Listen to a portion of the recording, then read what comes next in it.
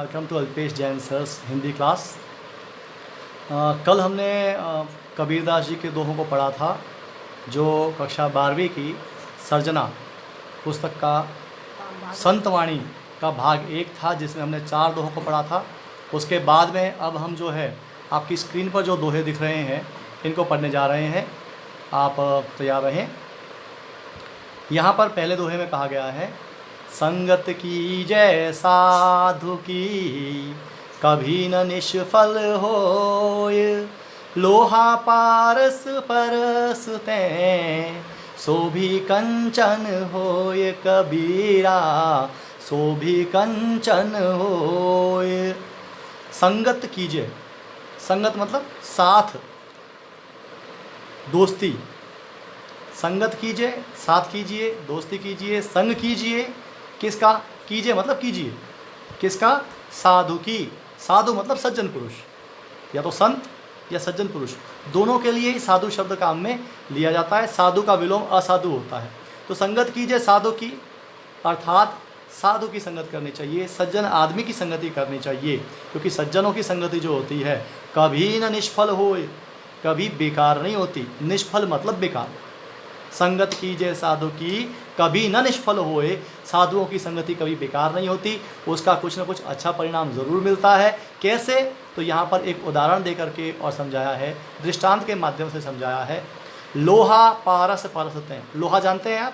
Iron, अर्थात जो लोहा होता है एक धातु है।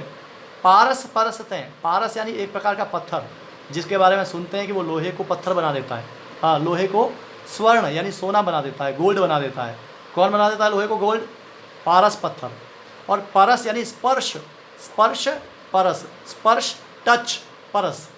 तो जो लोहा होता है उसको पारस, परस करके अर्थात स्पर्श करके, ते यानी से, सो भी कंचन होए, उसको भी कंचन यानी स्वर्ण या सोना बना देता है। कौन सोना बनाता है? पारस। किसको? लोहे को। कैसे? परसतें, छू करके स्पर्श बना देता है।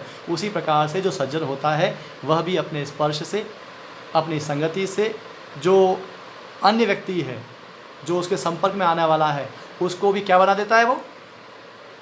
वो उसको सज्जन बना देता है। इसलिए सज्जनों की संगति करनी चाहिए, क्योंकि सज्जनों की संगति कभी बेकार नहीं होती। यहाँ भी आपका वही छंद है जिसके बारे में कल मैंने आपको बताया था, दोहा छंद है। इसके अंदर सज्जन संगति की महिमा को बताया गया है कि सज्जनों की संगति करने से क्या लाभ होता है। अगले दोहे पे आते हैं। मारिये आशा सांपने जिन डसिया संसार, ताकि औषध तोष है ये गुरु मंत्र विचार, कबीरा ये गुरु मंत्र विचार। कबीर यहाँ कहते हैं कि आशा, आशा मतलब आशा, आशा मतलब एक्सपेक्टेशंस। हम जो दूसरों से उम्मीद करते हैं उस उम्मीद को हमने कहा है यहाँ पे आशा। कबीरदास ने कहा है आशा। और आशा को कैसा बताया? सांपिनी, सांपिनी के समान। नाग होता है सांप, उसका स्त्रीलिंग हुआ सांपिनी, तो आशा भी स्त्रीलिंग है। इसलिए आशा यानी उम्मीद जो है वो कैसी है? सांपिनी, सांपिनी के जैसी है। तो आशा सांपिनी शब्द के अंदर एक अलंकार है जिसको अपन रूपक अलंकार कहते हैं। आशा को सांपिनी का रूपक दिया गया है, तो ऐसी आशा रूपी सांपिनी को मार डालो। कई लोग होते हैं ना, घर के अंदर सांप आ जाए तो उसको मार देते हैं, अगर वो जिंदा रह गया तो नुकसान कर जाएगा, किसी को डस लेगा, तो इसलिए उसको मार दिया जाता है। मारिए आशा सांपिनी, कबीरदास कहते हैं कि आशा रूपी जो सर्पिनी है, सांपिन है, उसको मार देना चाहिए। क्यों? जिसने डसिया, डस रखा है संसार, इस संसार को, आशा रूपी सांपिनी ने इस संसार को डस रखा है, अर्थात पूरा संसार आशा के वशीभूत है, अर्थात आशा के अधीन है।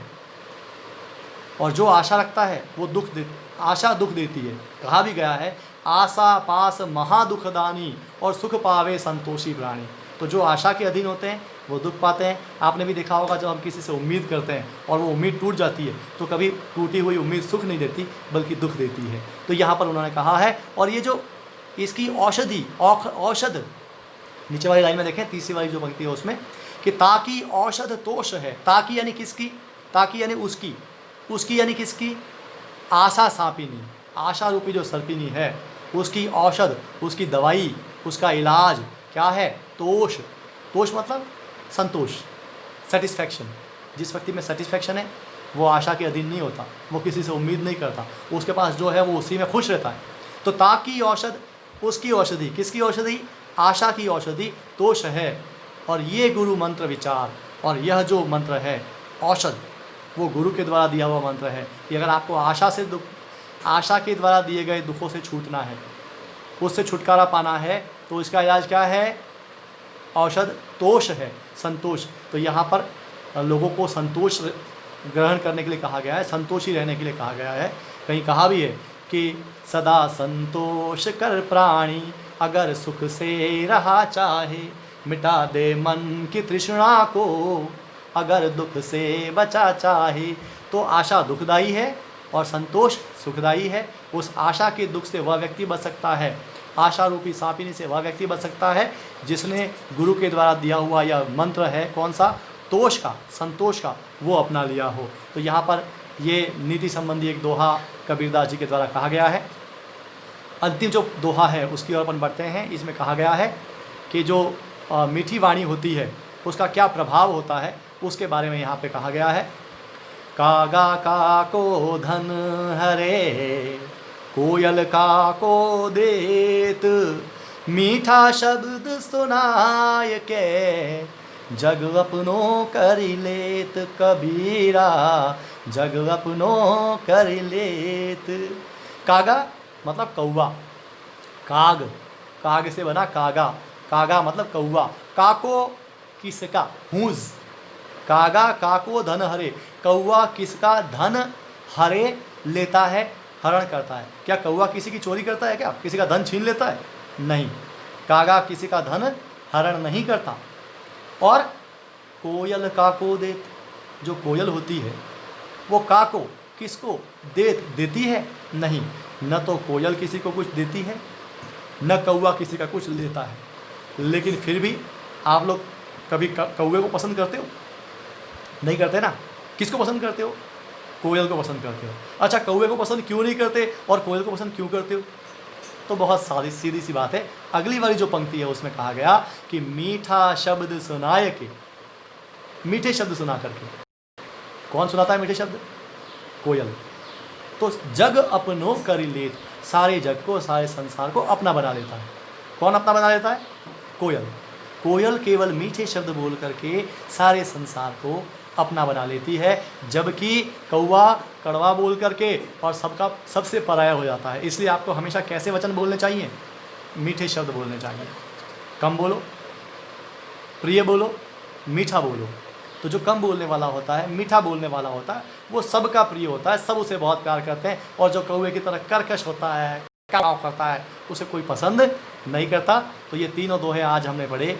इन तीनों दोहों के अंदर कबीरदास जी ने पहले दोहे में साधु संगति की जो सफलता है उसके बारे में बताया, दूसरे में आशा रूपी सांपनी से बचने का उपदेश दिया गया है। वहीं जो तीसरा वाला पद है, जो दोहा है, उस दोहे के अंदर कबीरदास जी कहते हैं कि हमें हमेशा मीठे शब्द बोलने चाहिए, क्योंकि मीठे शब्द हमेशा सुख देने वाले होते हैं। खुद को भी सुख देते हैं, दूसरों को भी सुख देते हैं। आपके लिए ये वीडियो मैंने बनाया। अगर आपको मेरी मेहनत पर सफल लगी हो तो आप इस वीडियो को लाइक और सब्सक्राइब करना बिल्कुल नहीं भूलें, और अपने दोस्तों के साथ में अधिक से अधिक शेयर करें ताकि उनको भी इसका लाभ मिल सके। धन्यवाद। फिर मिलते हैं अगली क्लास में। Thank you very much.